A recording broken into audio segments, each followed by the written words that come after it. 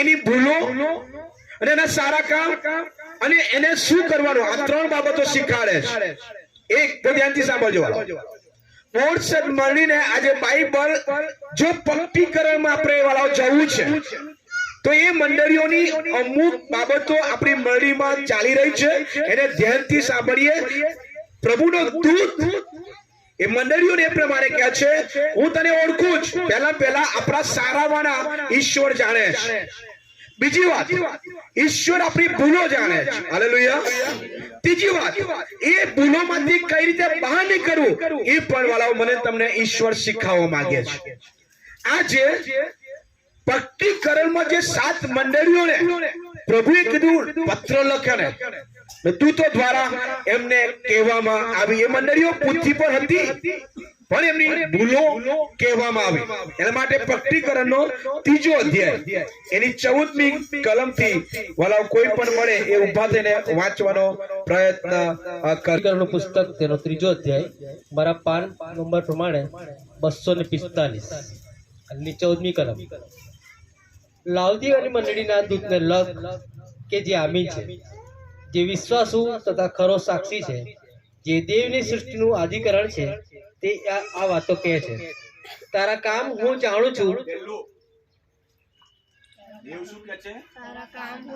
તારા કામ હું જાણું છું.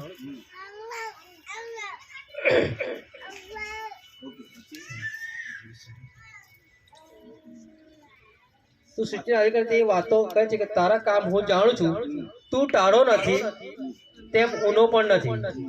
તું ટાળો અથવા ઊનો થાય એમ હું ચાહું છું, પણ તું હુંફાળો છે એટલે ઊનો નથી તેમ ટાળો પણ નથી.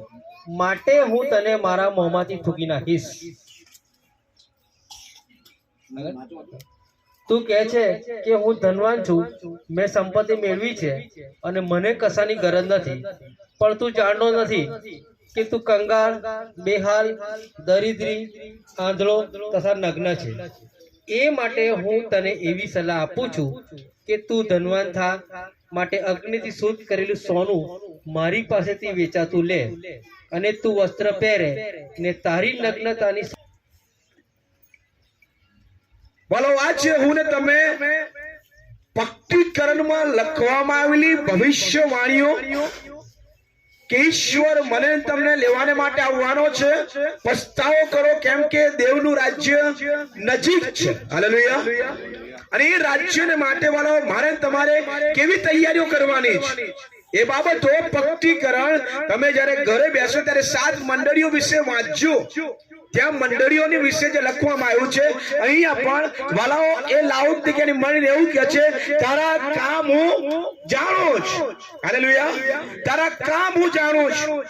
એનો મતલબ કે ઈશ્વર મને તમને સારી પેટે જાણે છે, સારી પેટે ઓળખે છે, કારણ કે એમની રચનાનો હું ને તમે એક ભાગ છે. અને એમના દૂતો, એમની નજર હંમેશા મારી તમારી રહેણી કરણી ઉપર ઉઠવા બેસવામાં હોય છે. કેમ? ગીત શાસ્ત્ર 139 પ્રભુનો સેવક બાઇબલ એ પ્રમાણે કહે છે કે મારું ઉઠવું, મારું બેસવું, મારું સૂવું એ તું તપાસી જાણે છે. હું ક્યાં જાઉં? સિયોલમાં જાઉં ત્યાં પણ તું છે, પર્વતો પર જાઉં ત્યાં પણ તું છે. મતલબ ગીત શાસ્ત્ર 139 પ્રમાણે ઈશ્વર આપણને સારી પેટે ઓળખે છે અને જાણે છે. હું તારા કામ જાણું છું. કયા કામ? તો બાઇબલ કહે છે તું ટાળો પણ નથી અને ઊનો પણ નથી. તું ટાળો પણ નથી ને ઊનો પણ નથી. એનો મતલબ તમે શું સમજો? આ આત્મિક વાતો થઈ રહી છે મારા પ્રિય. લાઉદિકીયા મંડળીને વાલાઓ જે આત્મિક દૂત લખે છે એની ભૂલ જણાવવા માંગે છે, એની તકલીફ જણાવવા માંગે છે. શું કહે છે? તું ટાળો પણ નથી અને ઊંડો પણ નથી. કરવાને માટે બાઇબલ કહે છે તું ઊંડો નથી ને તું ટાળો પણ નથી, પણ તું શું કહે છે?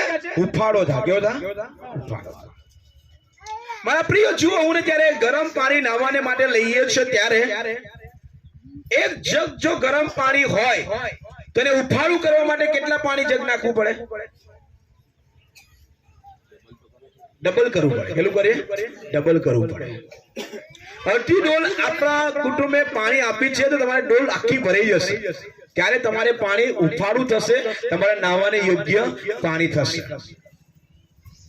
અહીંયા બેમાંથી એક ઈશ્વર મને તમને કહેવા માંગે તું કાળો નથી, ઊનો નથી, તું ઉફાળો થા.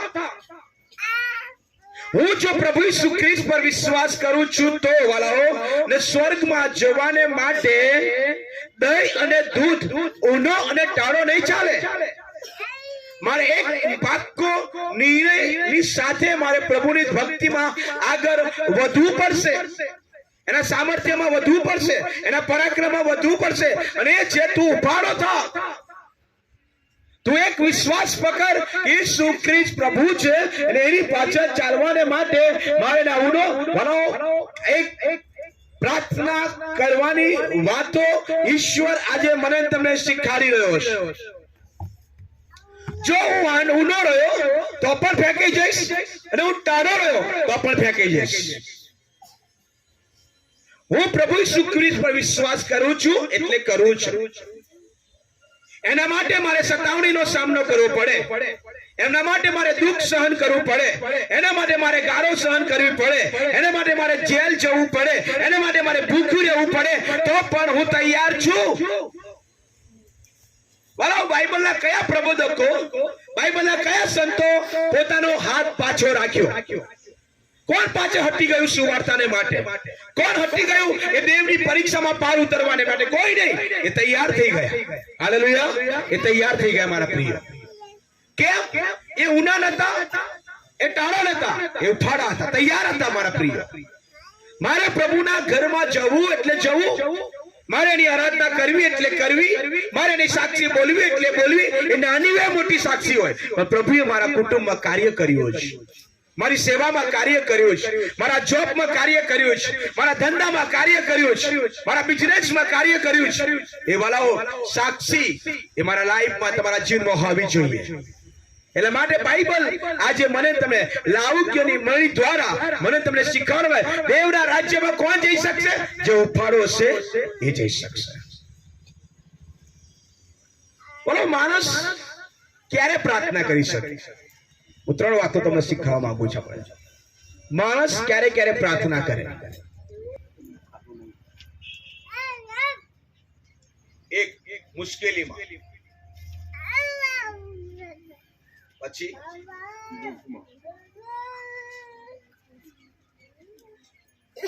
ઓકે, પછી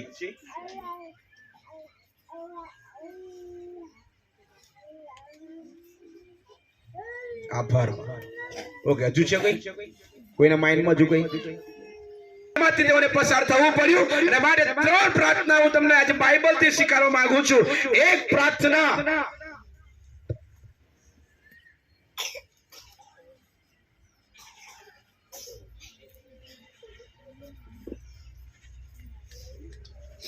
પ્રાર્થના મુશ્કેલીમાં હોય ત્યારે પ્રાર્થના. હાલેલુયા.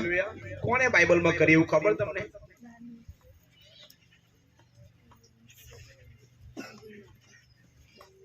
કોઈક બાઇબલનો કિસ્સો બતાવો જેને મુશ્કેલીઓમાં પ્રાર્થના કરવા બેઠો હોય.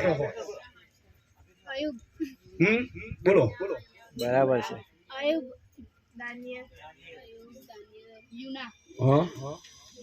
યોના માછલી. હાલેલુયા.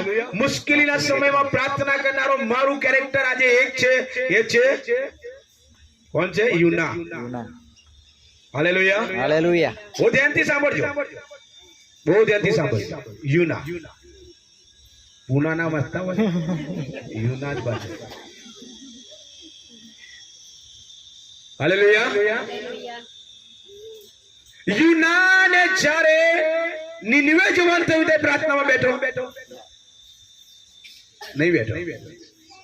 હું ધ્યાનથી સાંભળજો વાળા. તમે કામ રાખ્યું, પાયા ખોદવાની શરૂઆત થઈ ગઈ અને ત્યાં એમના સેટ પ્રમાણે તમે મુહૂર્ત કરી નાખ્યું, પણ તમે ત્યાં પ્રાર્થના કરવાનું ભૂલી ગયા. પ્રાર્થનાની જરૂરત ક્યારે પડશે?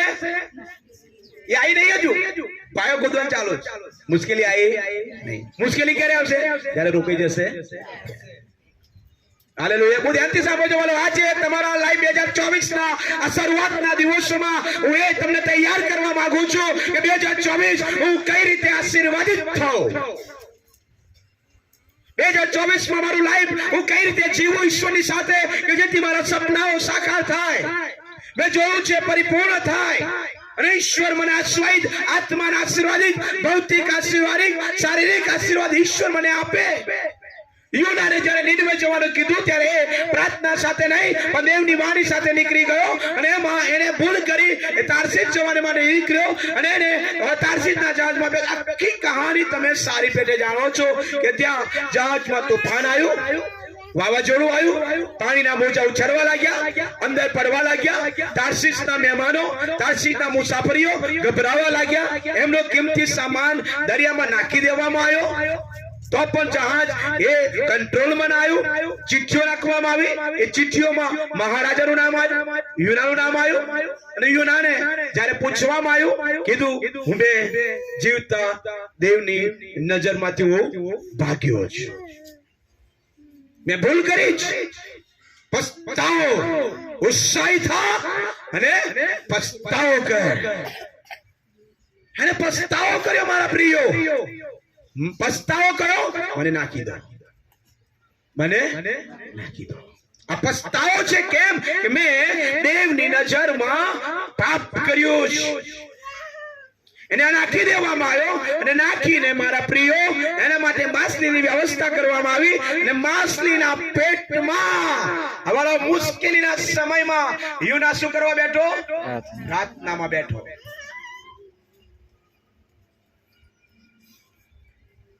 બોલો એ જ્યારે નીનવે નીકળતા પહેલા એને પ્રાર્થનાઓ નહીં કરી પણ જ્યારે એની મુશ્કેલીનો સામનો કરવા પડ્યો, માછલીના પેટમાં ગયો ત્યારે માછલીના પેટમાં જઈને દેવની યોજના સમજવાને માટે એ પ્રાર્થનામાં બેઠો.